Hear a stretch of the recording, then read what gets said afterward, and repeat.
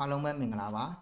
ဒီဗီဒီယိုလေးကတော့တရုတ်စကားပြောကိုအခြေခံ phonetic အတန်အတွက်သင်္ကေတလေးတွေနဲ့စတင်လေ့လာလို့သူတွေအတွက်အကျိုးရှိစေမယ့်ထောက်ကူပြုစေမယ့်ဗီဒီယိုလေးပဲဖြစ်ပါတယ်ပထမဦးဆုံးအနေနဲ့ပြောချင်တာကတော့တရုတ်စကားကိုစတင်လေ့လာတော့မယ်ဆိုရင်စကားပြောအတန်အတွက်တွေကိုကျွန်တော်တို့မြန်မာလိုရေးမှတ်ပြီးလေ့လာခြင်းမပြုကြဖို့ရာကျွန်တော်အနေနဲ့ပြောချင်ပါတယ်အတန်အတွက်ကိုမြန်မာစာနဲ့လေ့လာလို့မရဘူးလားဆိုတော့ရပါတယ်ဒါပေမဲ့ကျွန်တော်တို့လိုအပ်တဲ့မှန်ကန်တိကျတဲ့အတန်အတွက်ကိုရရှိဖို့ဆိုရင်တော့ခက်ခဲပါတယ်နီးစပ်ဆုံးအတန်အတွက်လောက်ကိုပဲထွက်ဆိုနိုင်မှာဖြစ်ပါတယ်ဘာလို့လဲဆိုရင်တချို့တရုတ်အတန်အတွက်တွေဟာမြန်မာစာနဲ့ဘယ်လိုမှရေးသားဖော်ပြလို့မရတဲ့အတန်အတွက်တွေရှိပါတယ်ဒါကြောင့်တရုတ်စကားပြောကိုစတင်လေ့လာတော့မယ်ဆိုရင်အတန်အတွက်တွေကိုကျွန်တော်တို့ဖြင်းရင်းလို့ခေါ်တဲ့ phonetic အတန်အတွက်သင်္ကေတလေးတွေနဲ့စတင်လေ့လာကြဖို့ရာအကြံပြုပါတယ် phonetic အတန်အတွက်ကနေစတင်လေ့လာမယ်ဆိုရင်တော့စကားပြောပိုင်းကိုချက်ချင်းကြီးကျွန်တော်တို့တန်းသွားလို့တော့မရပါဘူးအနည်းဆုံး9ရက်တစ်ပတ်လောက်ကတော့ phonetic အတန်အတွက်အခေါ်အဝေါ်လေးတွေအကြောင်းကိုအလွတ်ရနေအောင်လေ့လာကြက်မှတ်ရမှာဖြစ်ပါတယ်ဒီအတန်အတွက်တွေကိုလေ့လာတက်မြောက်သွားပြီဆိုရင်တော့နောက်ဆက်တွဲလေ့လာရမယ့်စကားပြောပိုင်း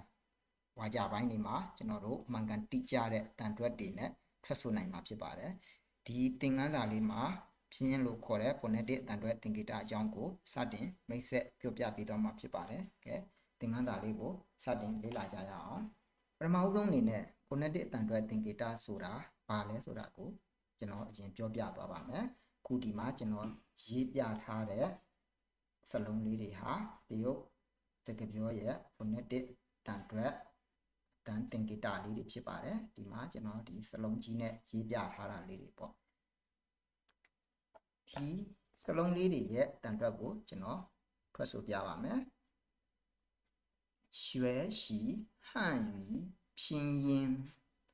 学习汉语拼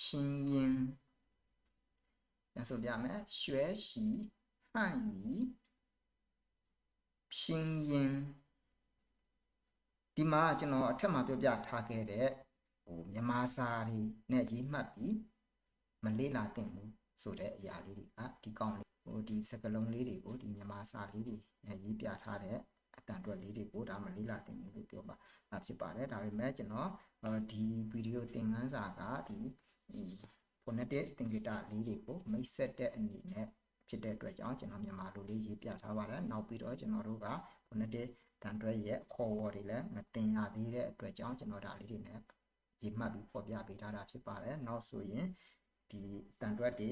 ခေါ်ဝေါ်တွေကိုအကုန်လုံးတင်ပြီးသွားပြီဆိုရင်တော့နောက်လေ့လာရမယ်ဝါကြတွေသင်ခန်းစာတွေမှာတော့ဒီလို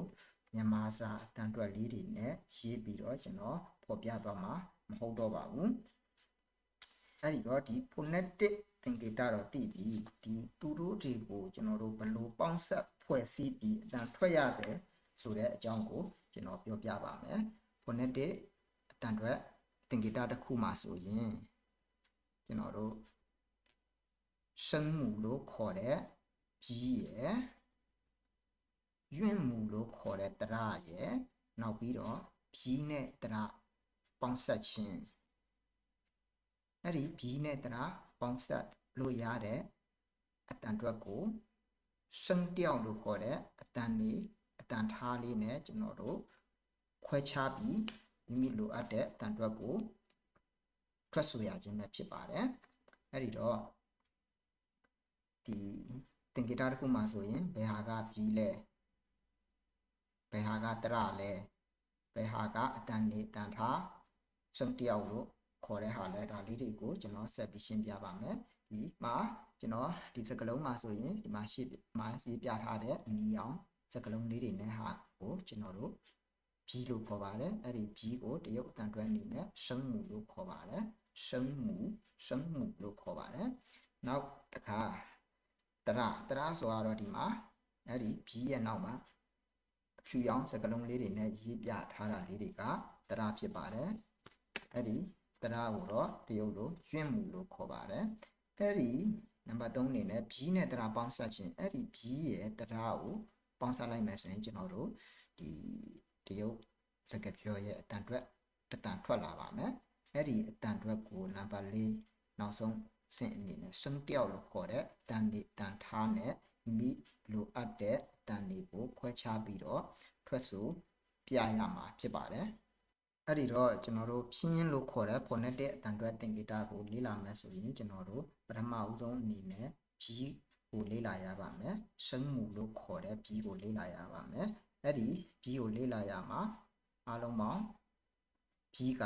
23လုံးရှိပါတယ်ဖြီး23လုံးကိုပထမဦးဆုံးလေ့လာရပါမယ်နံပါတ်1အနေနဲ့တရကိုဆက်ပြီးလေ့လာရမယ်ကျွန်တော်တို့အဲ့ဒီတရကိုရွင့်မှုလို့ခေါ်တယ်ရွင့်မှုလို့ခေါ်တဲ့တရကိုလေ့လာရမယ်ရွင့်မှုကစုစုပေါင်း24လုံးရှိပါတယ်ဒါပေမဲ့သူတို့နောက်ထပ်တရချင်းချင်းထပ်ပေါင်းထားတယ်ထပ်ပေါင်းတရတွေနဲ့ဆိုရင်တော့သူကအနေနဲ့များသွားပါအောင်မယ်နံပါတ်3တစ်ခုအနေနဲ့ဖြီးနဲ့တရပေါင်းဆက်ခြင်းဖြီးနဲ့တရပေါင်းဆက်ခြင်းကိုကျွန်တော်တို့ဆက်ပြီးလေ့လာရမယ်နောက်ထပ်နံပါတ်4အနေနဲ့စံတယောက်လို့ခေါ်တဲ့အတန်လေးတန်ထားကိုကျွန်တော်တို့လေ့လာရမယ်စံတယောက်လို့ခေါ်တဲ့အတန်လေးတန်ထားလေးတွေကိုလေ့လာရမယ်ဒါလေးတွေကိုကျွန်တော်ခုနကအပေါ်မှာပြောပြထားခဲ့တဲ့တပတ်9ရက်လောက်ချိန်ပေးပြီးကောင်းကောင်းမွန်မွန်လေ့လာမယ်ဆိုရင်တော့ရှေ့ဆက်လေ့လာရမယ်စကားပြောပိုင်းဝါကြပိုင်းတွေမှာအခက်အခဲမရှိဘဲနဲ့ကျွမ်းကျင်ကျင်ဒီတရုတ်စကားပြောကိုသင်ယူနိုင်မှာဖြစ်ပါတယ်အဲ့တော့ခုလောက်ဆိုရင် phonetic အတန်တွဲသင်္ကေတအကြောင်းကိုသိရှိနားလည်သွားလိမ့်မယ်လို့ယုံကြည်ပါတယ်နောက်ဗီဒီယိုမှာကျွန်တော်တို့ဖြင်းရင် phonetic သင်္ကေတမှာပထမဆုံးအနေနဲ့ပါဝင်တဲ့ရှင်းမှုလို့ခေါ်တဲ့ဖြီး23လုံးရဲ့ခေါ်ဝေါ်လေးတွေကိုဆက်လက်မျှဝေသွားမှာဖြစ်လို့စောင့်မျှော်ကြည့်ရှုလေ့လာကြဖို့ရာဖိတ်ခေါ်အပ်ပါတယ်အားလုံးကိုကျေးဇူးတင်ပါတယ်